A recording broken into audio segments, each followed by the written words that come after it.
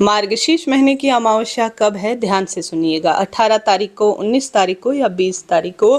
पंचांग में क्या लिखा है, साफ स्पष्ट शब्दों में आपसे सरल भाषा में कहूंगी। सबसे पहले तो फर्जी वीडियो से दूर रहें जिनमें बताया जा रहा है कि ग्रहण है। कोई भी ग्रहण नहीं है। जितने भी पंचांग है, कैलेंडर है, सभी में मैंने देखा है कोई भी ग्रहण का साया अमावस्या तिथि पर दूर दूर तक अभी तो है ही नहीं। तो अनावश्यक फालतू वीडियो देखकर अपना समय बर्बाद ना करें, ठीक है जी। यह तो बात हो गई ग्रहण है या नहीं। तो कोई ग्रहण नहीं है, बिल्कुल चिंता टेंशन ना करें। अब अमावस्या हमेशा यह देखना चाहिए कि दोपहर के समय व्याप्त है या नहीं, क्योंकि पितरों की पूजा का सबसे अच्छा समय होता है दोपहर का। पितृ अगर प्रसन्न है तो जीवन में धन संपदा वंश वृद्धि और सब कुछ स्वतः ही मिल जाता है। और दोपहर जो पितरों की पूजा का समय होता है उसे कुतुब काल के रूप में कहा जाता है। कभी भी अमावस्या तिथि पर किसी भी पेड़ की पत्ती नहीं तोड़नी चाहिए। बाल नाखून कटवाना भी ठीक नहीं माना जाता। साथ के साथ आपको इस बात का भी ध्यान रखना चाहिए कि कभी भी अमावस्या तिथि पर किसी नए कार्य की शुरुआत, गर्भधारण इत्यादि बिल्कुल भी नहीं करना है। यह सबसे विशेष दिन होता है जो सिर्फ पितरों की पूजा के लिए होता है। और इस दिन किसी नए कार्य की शुरुआत तो बिल्कुल ना करें। साथ के साथ इस दिन घर पर प्याज लहसुन तामसिक चीजें खाना भी सदा सर्वदा मना होती है, नहीं तो भारी पितृदोष लगता है और जीवन में शारीरिक मानसिक आर्थिक कष्ट पीड़ा से हमेशा हम सभी को गुजरना होता है। अब आप सभी दिन की शुरुआत सबसे पहले ओम श्री पितृदेवाय नमो नमः कहते हुए करें, क्योंकि पितृ देवताओं का स्थान देवी देवताओं के भी बराबर है, ऐसा शास्त्रों में लिखा गया है। तो आप सभी चीज़ों को नोट करते हुए चलिएगा। अमावस्या तिथि कब से कब तक है, जैसे कि पंचांग में मैं देख पा रही हूँ। अमावस्या तिथि प्रारंभ हो रही है 19 नवंबर 2025 सुबह 9:53 पर और अमावस्या तिथि समाप्त होगी 20 नवंबर 2025 दोपहर 12:16 के आसपास।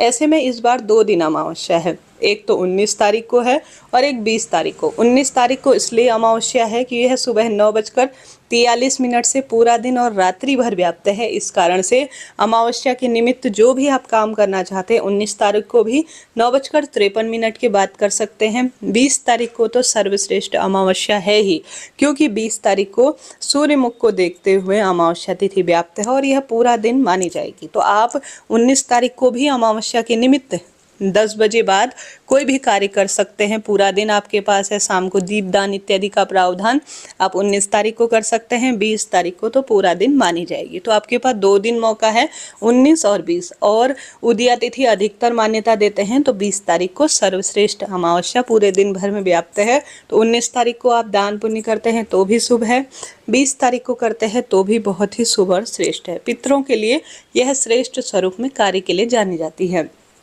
अब इस दिन पूजा विधि उपाय कैसे रखना है सुनिएगा, अंत तक बने रहिएगा। आप सभी को जल्दी उठना है, कोशिश तो यही करें सूर्य भगवान को सबसे पहले जल चढ़ाएं। आप जब भी अमावस्या मान्य करें उस दिन नहाने के पानी में गंगा जल डालें। ओम सर्व पितृदेवाय नमो नमः कहते हुए सूर्य भगवान को जल चढ़ाएं। दिनचर्या साधारण सरल रखनी है, परंतु श्रेष्ठ परिणाम इस दिन मिलते हैं।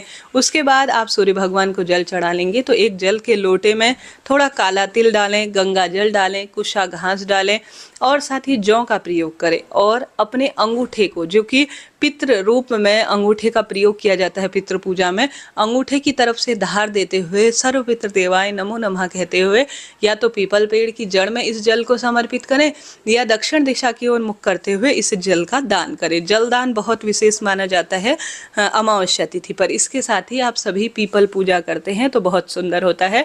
जैसे कि पीपल वृक्ष की जड़ में कच्चा दूध, गंगा जल मिश्रित जल समर्पित करने से वंश में वृद्धि होती है और गुरुवार का दिन होने के कारण और अधिक श्रेष्ठ हो गया है।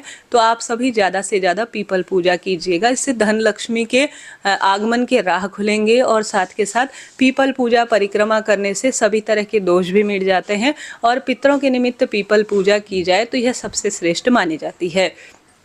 तो चाहें तो आप पीपल पेड़ दूर है, फ्लैट वगैरह में रहते हैं तो सामान्य पितरों के निमित्त जल का दान अपने घर पर करें या पीपल वृक्ष की जड़ में करें। पितरों के निमित्त लंबी बत्ती का दीपक जिसमें काला तिल आपको डालना है, या तो घर की रसोई में या द्वार पर या पीपल पेड़ की जड़ में किसी एक स्थान पर जाकर पितृ देवताओं के निमित्त या तो आप सोमक पितृ का नाम लीजिए, आपकी इच्छा है। आप पितरों का ध्यान करते हुए आपने जलदान कर दिया, अब दीपदान आपने कर दिया, अब बारी आती है अन्नदान की। अपने घर की रसोई में खीर पूड़ी बनाएं, बहुत प्रिय होती हैं यह पितरों को। कई कई परिवारों में अमावस्या तिथि पर तवा नहीं लगाया जाता, सिर्फ खीर पूड़ी बनाई जाती है, फिर अग्नि सुलगाकर किसी कंडे इत्यादि में उसी से पितृदेवताओं के नाम से आज्ञारी दी जाती है। आप ऐसा कर सकते हैं। साथ ही आटा, चीनी इत्यादि आप पितरों के निमित्त जो है पीपल पेड़ की जड़ में जो चींटी होती है या कहीं पर मछलियां हैं वहां पर, और गौ माता को आप आवश्यक रूप से रोटी में थोड़ा घी, शक्कर रखकर या खीर और पूड़ी सोमक पितृ की जय कहते हुए, सोमक पितृ की जय कहते हुए आवश्यक रूप से आपको गौ माता को रोटी खिलानी है। इस तरह से आपने अन्नदान कर दिया, जलदान कर दिया, दीप दान कर दिया। इसके साथ साथ आप सभी शिवलिंग पर गंगा जल और काला तिल जरूर चढ़ाएं। वहां बैठकर स्वधा स्रोत का पाठ करते हैं या शिवलिंग पर जल चढ़ाते हुए 3 बार स्वधा स्वधा स्वधा ऐसा बोलते हैं तो निश्चित रूप से पितृदोष मिटता है और शिव कृपा से आपके पितरों से संबंधित कोई जो है दिक्कत है तो उसका भी निदान स्वतः ही हो जाता है। करके देखिएगा, लाभ मिलेगा। इसके साथ ही गुरुजी कहते हैं 7 स्थानों पर चंदन जरूर समर्पित करना चाहिए अमावस्या तिथि पर। तो आप सभी सरल तरीके से शिवलिंग पर 7 स्थान है जहां पर आप सभी को चंदन लगाना चाहिए। सबसे पहले नंदी बाबा के मस्तक पर पितृ जो है शिवलोक में स्थान मिले ऐसी प्रार्थना करते हुए आप चंदन समर्पित करें नंदी बाबा के मस्तक पर।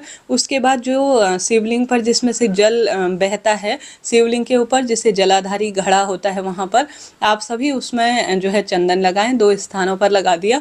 अब आपने गणेश जी के स्थान पर एक चंदन की बिंदी लगानी है, एक माता अशोक सुंदरी, कार्तिकेय भगवान, माता रानी के हस्तकमल और शिवलिंग, इन 7 स्थानों पर शिव मंदिर में जाकर या घर पर आपको आवश्यक रूप से चंदन की बिंदी लगानी है। कहा जाता है जो भी 7 स्थानों पर चंदन की बिंदी लगा देता है आज के दिन उसका कल्याण हो जाता है, हारी बीमारी दूर होती है, सौभाग्य बढ़ता है और दुख दारिद्रता का स्वतः ही अंत हो जाता है। तो बुधवार या गुरुवार जब भी आपके पास समय हो इन 7 स्थानों पर, क्योंकि यह जो मार्गशीर्ष अघन का महीना होता है इस महीने अगर चंदन शिवलिंग पर समर्पित किया जाए तो भाग्य खुलता है, दुख दारिद्रता का अंत होता है, संकट कष्ट अपने आप कट जाते हैं और हर स्वरूप में सुख मिलता है। ज़्यादा कुछ बड़ा नहीं कर सकते तो कम से कम ये कर लीजिएगा, इससे भी पितृ प्रसन्न हो ही जाते हैं। इस दिन आप सभी पितरों के निमित्त आटा, दाल, चावल, काले तिल, आंवला इत्यादि का इस महीने गर्म वस्तु जैसे कि शॉल है या कोई भी वस्तु अपनी इच्छानुसार है वस्त्र के रूप में दान करते हैं तो बहुत बड़ा यह काम माना जाता है। आशा है, उम्मीद है आपके लिए वीडियो उपयोगी रहा होगा।